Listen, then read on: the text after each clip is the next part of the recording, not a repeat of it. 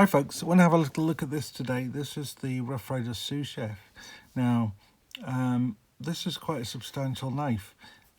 It's not going to be UK legal at all, but it is designed as a chef's knife, hence sous chef, and it's in the kind of santoku format, and would be useful if you were as a camp chef. This might rival the open L's as chef's knives, but it's both substantial and it's a lockback, and that's probably just as well because it's not something you're going to carry routinely in the UK. This is something that has a specific purpose. I've used it in the kitchen, and it's a compromise against a real chef's knife because it is still smaller than my santoku knife. I think it's got a 7-inch blade. My chef's knife, santoku knife, has a 7-inch blade. This is considerably shorter. We'll come to that in a moment. But this is sort of reminiscent of a couple of other knives that Rough Rider have come out with recently, the work knives, of which there have been 2 iterations. Now I'm lucky enough to have both. Both were gifts, funnily enough. This one, Tobias sent me this when they first came out, and this one came from Big Red EDC. They're both channels. If you haven't subscribed to them already, if you're into traditional knives, you definitely want to be on Tobias's channel. And if you're into knives just generally, Big Red covers a huge amount of breadth and in a huge amount of volume. Now I thought when these came out that the workmanship was really vastly improved over some of the earlier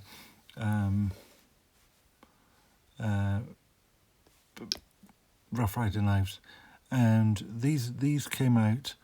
The first one came out and I thought it was absolutely great. It was really well done. It's in black micarta. The second one came out, and this is in it's blue and black micarta, and I thought I was quite taken aback by how good the fit and finish was on this. Only when I got this one did I realise all the flaws in this one, because this one is superb. There's honestly, the back spring and the blade to spring fitting and the bolsters and the covers to the bolsters, the threading on the bolsters, the action on these things, the swedge on the blade. And I can't remember what steel these are in. I don't think they're in their usual 440A. I think they're in VG10 or something like that. But just these are just a step up for Rough Rider, a huge step up into really, really good quality knives that would do for they certainly would rival the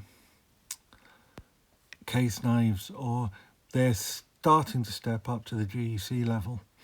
The fact they're made in China is always going to set against them from an American standpoint. I suspect less so from the UK standpoint, because a made in American knife is not the big thing to us that it might be to an American, and these are not something that is a competitor for Sheffield made knives these days.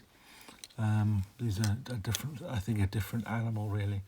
But having seen those and thought how much they've stepped up, this is very much in that vein. It's that similar level of quality. The fit and finish is pretty damn good. It's more like the black micarta one in that that there is not perfect, unlike the blue black one, but it's pretty damn good in terms of the action on it. Can't quite do it under the camera, there's not enough room, but you can. I'm sure those of who have fast twitch fibre movement in their hands could probably flick this thing open using a Spidey flick or something like that. I certainly can open it by just holding the blade and giving the handle a wee flick, and it pops open. Again, we're on the black micarta. As I said, we've got this santoku knife sort of shape with the little scallops in, just to stop your tomatoes sticking to the blade. Apparently, I'm not actually convinced it works desperately well, but that's a thing about Santoku knives, not about this particular Santoku knife. Clearly, it's a lockback action, which is probably just as well, because this is a very thin, very sharp. Thin stock, and it's ground thin, slicey blade, and you don't really want to catch your fingers in it. The other thing I like about it, for it being a chef's knife, is that the blade extends below the handle here, so that when you're chopping, you can get the whole blade onto the chopping board. There isn't quite enough room to leave your fingers in there, but if you're on the edge of the chopping board, you can get the whole blade down onto the food prep easily. A little lanyard hole, which I think is always useful if you're in a camping situation. A number of times I've lost knives in my youth and spent hours looking for them. And that's all very well, but I remember losing one that belonged to somebody else, and that was very, very difficult to explain. You have a double-threaded bolster, stainless steel bolsters, stainless steel liners. There's a stainless blade. I should know what the steel is, but I just don't. But I have a funny feeling it's VG10 actually. It may be 440A.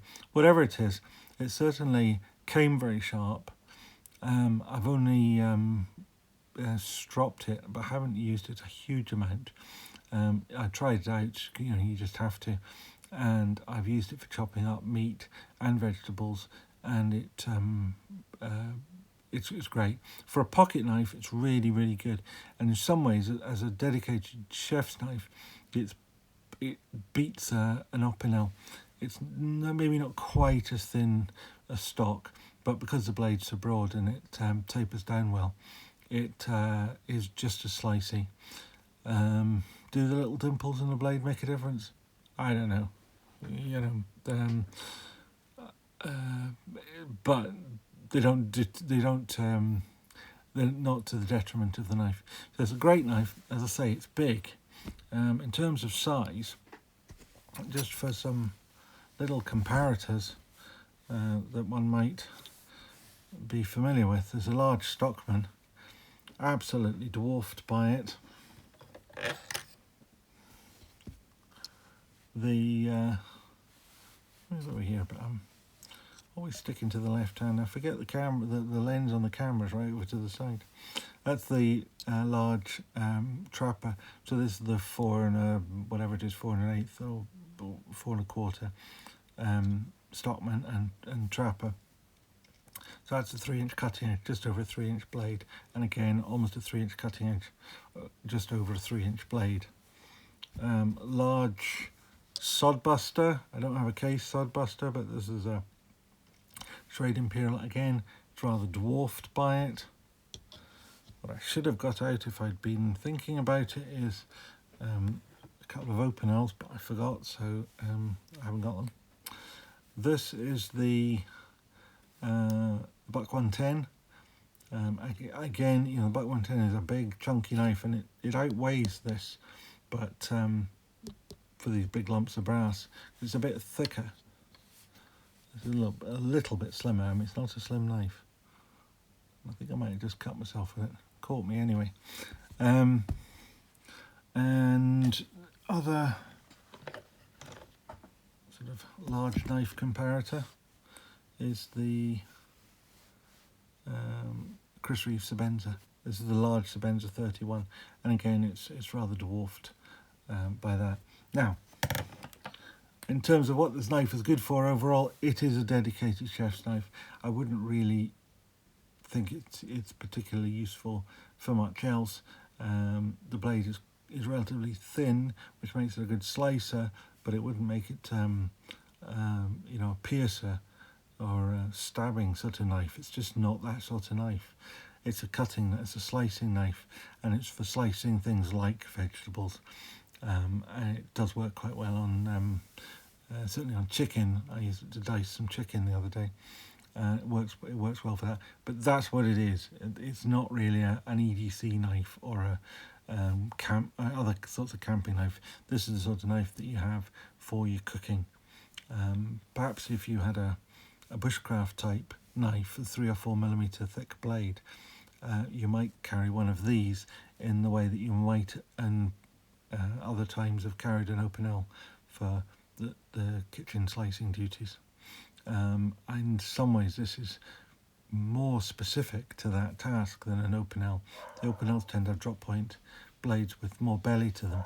This has obviously a very straight edge to it for slicing. Anyway, I think that's probably all I need to say about that. It is a good knife, it's good solid, it's only 25 quid. What more can you ask for?